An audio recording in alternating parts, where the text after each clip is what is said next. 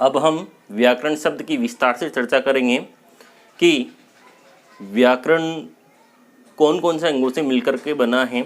हिंदी व्याकरण के जो खंड हैं वो कौन कौन से हैं। तो व्याकरण, हिंदी व्याकरण में 3 खंड हैं, वर्ण, शब्द और वाक्य। इन तीनों से मिलकर के, इन तीनों अंगों से मिलकर के हमारी हिंदी व्याकरण का निर्माण हुआ है। यानी हम कह सकते हैं कि ये 3 अंगों से मिलकर के हमारी पूरी हिंदी की व्याकरण बनी है। क्योंकि वर्ण, संधि जो है हमारा प्रकरण, संधि प्रकरण, वो वर्णों का योग है। शब्द, बहुत सारे प्रकरण या टॉपिक शब्द इस व्याकरण के इस अंग पर निर्भर हैं। जैसे कि तत्सम तद्भव शब्द है, विलोम शब्द है, पर्यायवाची है, एकार्थी है, और भी संज्ञा, सर्वनाम, सब इसके अंग होते हैं। वाक्य में वाक्य संरचना है, पदबंध इत्यादि इसके अंतर्गत आते हैं। तो हम कह सकते हैं कि पूरी व्याकरण इन 3 अंगों पर टिकी हुई है। यदि हमसे प्रश्न किया जाता है कि व्याकरण के कितने अंग हैं या व्याकरण के कितने खंड हैं, तो हम बता सकते हैं कि 3 अंग हैं या 3 खंड हैं, वर्ण, शब्द और वाक्य। अब तीनों खंडों में से प्रत्येक पर हम विस्तार पूर्वक अध्ययन करेंगे। वर्ण, वर्ण क्या है, वर्ण कैसे प्रस्फुटित हुआ, वर्ण कहाँ से आया, वर्ण किसे कहते हैं, इसको लेकर के हम आगे चर्चा करने वाले हैं।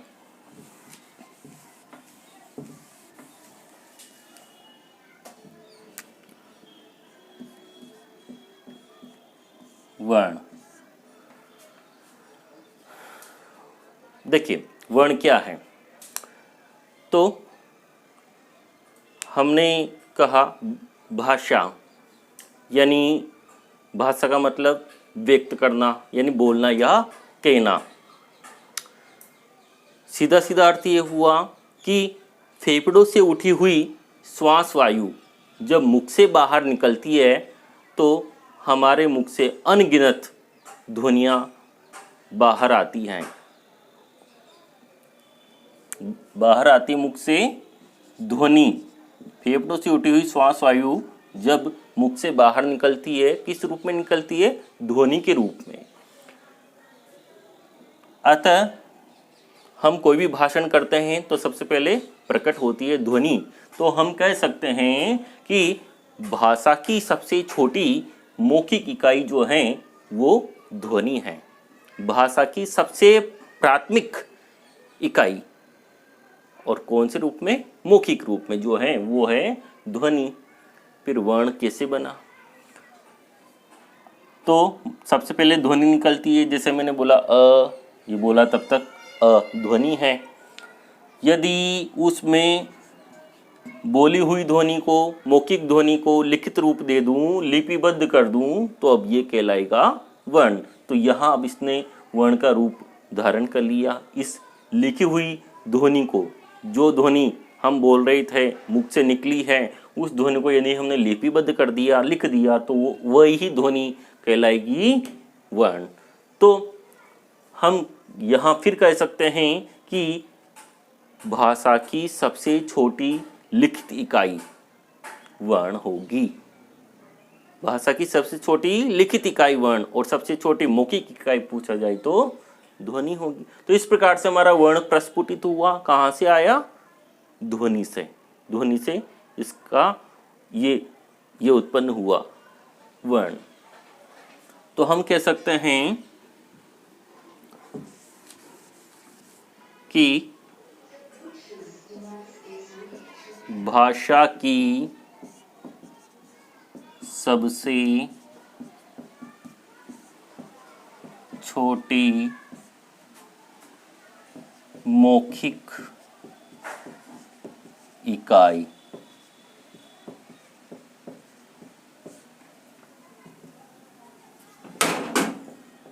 ध्वनि। भाषा की सबसे छोटी मौखिक इकाई ध्वनि। यदि भाषा की सबसे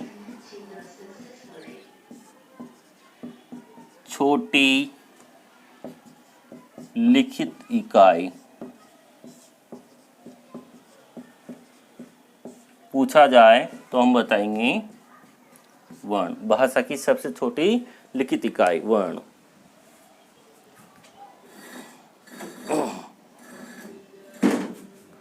और यदि वर्ण हुआ, अब वर्ण से क्या होगा? अर्थ के आधार पर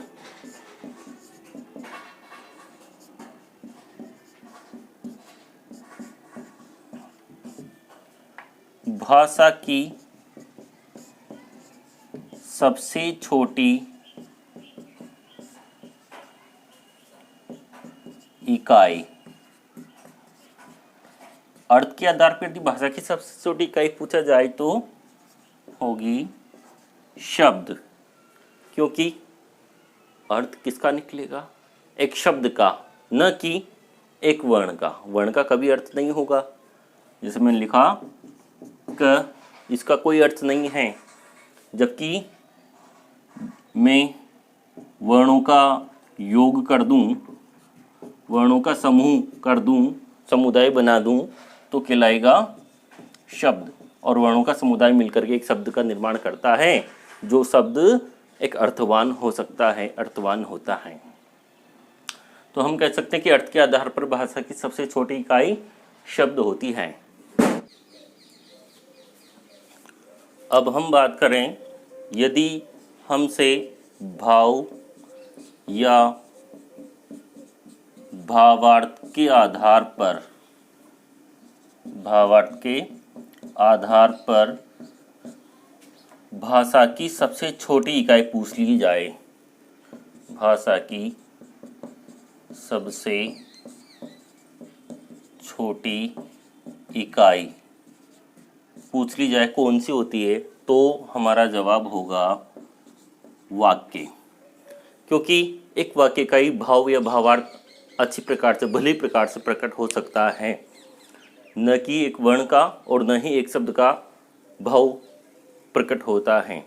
क्योंकि जैसे कि कमल शब्द है, कमल शब्द को कहने से यहाँ एक व्यक्ति का भी बोध होता है और एक पुष्प का भी बोध होता है। लेकिन इस शब्द को मैं वाक्य में प्रयोग करूं कि तालाब में कमल खिल रहे हैं, तो इसका एक भाव प्रकट होता है, भावार्थ निकलता है शब्द का वहाँ पर वाक्य के भीतर। तो कहने का तात्पर्य ये रहा कि भाव या भावार्थ के आधार पर यदि भाषा की सबसे छोटी इकाई पूछा जाए तो जवाब होना चाहिए वाक्य। इसी प्रकार से यदि हमसे पूछ लिया जाए भाषा की सबसे बड़ी इकाई, तो भी हमारा जवाब होना चाहिए वाक्य। भाषा की सबसे बड़ी इकाई वाक्य ही है, क्योंकि हमने जाना वर्ण कहाँ से आया, ध्वनि से प्रस्फुटित हुआ। हमारे मन में जो भाव उत्पन्न होते हैं वो बाहर निकलते हैं किस रूप में, ध्वनि के रूप में। और ध्वनि को जब हम लिपिबद्ध कर देते हैं, लिखित रूप दे देते हैं, तो बन जाता है वर्ण। और वर्णों का समुदाय मिलकर के एक निर्माण करता है शब्द का, और शब्दों का योग कहलाता है वाक्य। तो सबसे बड़ा इकाई भाषा की होगी वाक्य। यदि हमसे एक और प्रश्न सामान्य पूछ लिया जाए, भाषा की सबसे छोटी इकाई, तो हमारा जवाब होगा वर्ण। ऊपर हमने कहा भाषा की सबसे छोटी मौखिक इकाई ध्वनि और भाषा की सबसे छोटी लिखित इकाई वर्ण। अब यहाँ न तो मौखिक दिया न लिखित दिया, केवल पूछा सामान्य प्रश्न की भाषा की सबसे छोटी इकाई बताइए, तो हमारा जवाब हुआ वर्ण। ध्यान रहे, प्रश्न में जब मौखिक शब्द दिया जाए और पूछा जाए कि मौखिक इकाई कौन सी है, तो ही हमें ध्वनि बतानी है। अन्यथा लिखित इकाई पूछी जाए भाषा की सबसे छोटी तो वर्ण बताएंगे, और मौखिक लिखित कुछ भी न होने की स्थिति में हम बताएंगे केवल वर्ण। सबसे छोटी लिखित इकाई वर्ण ही होगी, क्योंकि वर्ण को ही हम लिपि रूप में अवतरित कर सकते हैं, लिपिबद्ध कर सकते हैं, वर्ण को ही हम लिख सकते हैं। अतः भाषा की सबसे छोटी इकाई होगी वर्ण। इसके बाद हम बात करेंगे वर्ण के प्रकार के बारे में। इसका आप स्क्रीनशॉट ले लीजिए। इसके बाद हम चर्चा करने वाले हैं वर्ण के प्रकार के बारे में। वर्ण कितने प्रकार के होते हैं और वर्णों की कुल संख्या कितनी होती है।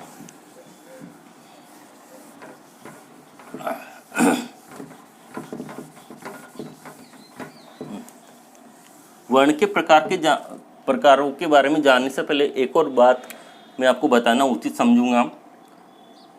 कई जगह हम वर्ण और अक्षर को लेकर के भ्रमित हो जाते हैं कि दोनों एक ही हैं या दोनों अलग अलग हैं। तो मैं बताना चाहूँगा कि वर्ण के बारे में तो हम जान गए कि वर्ण क्या है। ध्वनि से उत्पन्न हुआ, ध्वनि से प्रस्फुटित हुआ, ध्वनि को जब लिपि रूप में हमने लिखा, वर्ण कहलाया। अक्षर, यहाँ अक्षर शब्द हैं, शर शब्द के आगे अउपसर्ग जुड़ा है। अउपसर्ग किसी भी शब्द के आगे जुड़ता है निषेधात्मक अर्थ में, यानी मना करने के भाव में, विपरीत अर्थ बनाने के लिए। शर का अर्थ है क्षय होना, यानी विनाश होना। जैसे एक शब्द है ज्ञानी, ज्ञानी का अर्थ है विद्वान, जो अपार ज्ञान रखता हो उसे ज्ञानी कहेंगे। लेकिन यदि इसके आगे अउपसर्ग जोड़ दें तो पूरा अर्थ विपरीत, अउपसर्ग जुड़ गया मतलब ये निषेधात्मक अर्थ बन गया इसका मतलब हो गया मूर्ख, ज्ञानी से अज्ञानी मूर्ख। उसी प्रकार से सर का मतलब क्षय होना, नष्ट होना या विनाश होना। अउपसर्ग जुड़ गया तो नहीं अर्थ हो गया, यानी विनाश नहीं होना, नष्ट नहीं होना। संस्कृत में अक्षर शब्द की परिभाषा इस प्रकार से दी गई है, न शरति इति अक्षरा, यानी जिसका कभी विनाश नहीं होता वो अक्षर है। जो कभी नष्ट नहीं हो सकता वो अक्षर है। अब किसका विनाश नहीं हो सकता, इसका शाब्दिक अर्थ ही यही है अक्षर का, कि जिसका कभी विनाश नहीं होता वो अक्षर है। मतलब अब कौन होगा अक्षर, वर्ण होगा या ध्वनि होगा?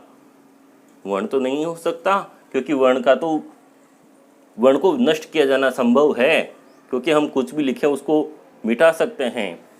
जो ग्रंथ हैं, किताबें हैं, पुस्तकें हैं, लिखी पढ़ी हैं, उनको नष्ट किया जाना संभव है। लेकिन क्या ध्वनि को नष्ट किया जाना संभव है? कदापि नहीं। ध्वनि को कभी भी नष्ट नहीं किया जा सकता, क्योंकि ध्वनि हमेशा गगन मंडल में मौजूद रहती है। ध्वनि तभी कहा जाता है कि धनुष से छूटा हुआ तीर जिस प्रकार से वापस नहीं लाया जा सकता, उसी प्रकार से मुख से निकली हुई ध्वनि कभी वापस नहीं आ सकती। यानी ध्वनि को जब एक बार मुंह से निकल गई तो उसको नष्ट किया जाना किसी भी प्रकार से संभव नहीं है। तो ध्वनि नष्ट नहीं होती, उसी प्रकार भी अक्षर भी कभी भी नष्ट नहीं होता।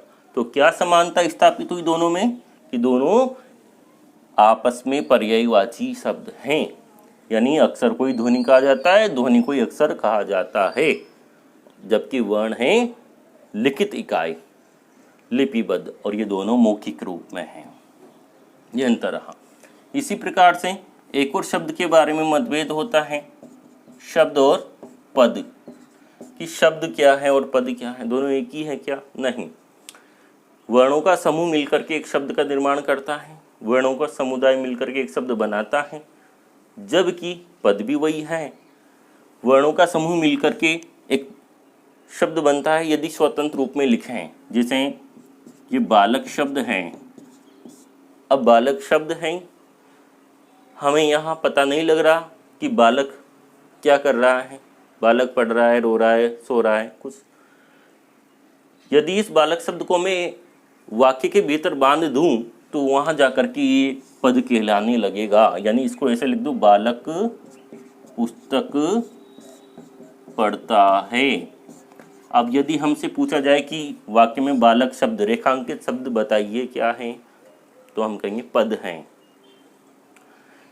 और यदि वाक्य के भीतर न लिख करके स्वतंत्र रूप से बालक शब्द को ऐसे लिखा जाए तो तो वहाँ केवल और केवल हम कहेंगे इसको शब्द, और वाक्य के भीतर बांध दिया जाएगा कोई भी शब्द को, तो वहाँ उसे पद नाम से संबोधित किया जाएगा। ये हमारी थोड़ी सी जानकारी हुई शब्द और पद, अक्षर और वर्ण के बारे में। अब हम बात करने वाले हैं वर्ण कितने प्रकार के होते हैं। तो हिंदी वर्णमाला में वर्णों के 2 प्रकार बताए गए हैं, स्वर और व्यंजन। हिंदी वर्णमाला में वर्णों के 2 ही प्रकार है, स्वर और व्यंजन। यदि हमसे परीक्षा में प्रश्न किया जाता है कि वर्ण कितने प्रकार के होते हैं, तो हमारा जवाब 2 ही होना चाहिए, एक तो स्वर और एक व्यंजन होते हैं। अब इनके बारे में हम विस्तार से चर्चा करेंगे। अब यहाँ हमें ये जानना है कि वर्ण कितने हैं। तो हमारी हिंदी वर्णमाला में वर्णों की कुल संख्या 52 बताई गई है। देवनागरी हिंदी वर्णमाला में वर्णों की संख्या 52 बताई गई है। यहाँ कुछ विद्यार्थियों को संशय हो सकता है कि वर्णों की संख्या तो हमने 44 पढ़ी है। हाँ, आप लोगों ने ठीक पढ़ी है, वर्णों की संख्या 44 भी होती है, लेकिन किस आधार पर होती है वो भी मैं आपको बताऊंगा। वर्णों की संख्या 56 भी होती है, वो भी किस आधार पर होती है वो भी हम आगे आने वाली क्लास में चर्चा करेंगे। फिलहाल हम वर्णों की संख्या जो हिंदी वर्णमाला में 52 बताई है वो किस आधार पर बताई है वो थोड़ा सा देख लें। देखिए, जो 52 वर्ण हैं उनमें हमारे पास स्वर होते हैं 11, अयोगवाह वर्ण होते हैं 2, अंग और अह। व्यंजन होते हैं 33, उत्सिप्त व्यंजन होते हैं 2, अड और अढ़, और संयुक्त व्यंजन होते हैं 4, श, त्र, ज्ञ, श्र, ये 4। तो इस प्रकार से ये इस आधार पर वर्णों की संख्या कुल 52 बताई गई है। अब हम नेक्स्ट क्लास में इन सबके बारे में क्रमबद्ध रूप से अध्ययन करेंगे, विस्तार से चर्चा करेंगे, जानेंगे कि स्वर क्या होता है, स्वर की परिभाषा क्या है, स्वर कितने होते हैं, कौन कौन से स्वरों के प्रकार हैं, इत्यादि के बारे में हम विस्तार से आगे नेक्स्ट क्लास में चर्चा करेंगे। आज के लिए इतना ही। आप सभी का बहुत बहुत धन्यवाद। और हाँ, यदि आज अभी तक आपने हमारा चैनल सब्सक्राइब नहीं किया है तो आज ही सब्सक्राइब कर लीजिए, ताकि आने वाली वीडियो का नोटिफिकेशन आपको तुरंत प्राप्त हो जाए और उससे आप लाभान्वित हो सकें। और साथ ही हमारी क्लास यदि आपको पसंद आई हो तो इसको ज़्यादा से ज़्यादा लाइक करें, शेयर करें, ताकि जो भी प्रतियोगी छात्र हैं हिंदी व्याकरण से संबंधित जानकारी चाहता है उसका लाभ हो सके, फ़ायदा हो सके। धन्यवाद।